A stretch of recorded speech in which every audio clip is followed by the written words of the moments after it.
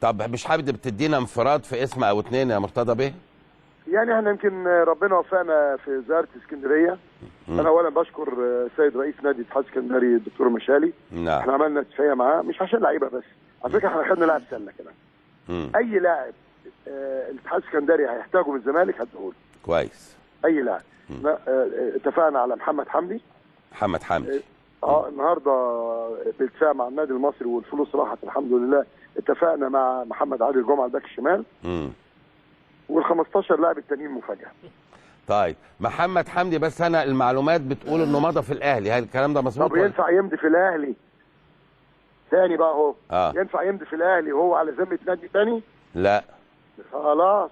ولا انا لما اجي بعمل الكلام ده اللي بيقعدوا يقولوه بيقول لك مرتضى واشمعنى وازاي ينفع تاني يمضي في النادي الاهلي هو على ذمه نادي الاتحاد المحترم؟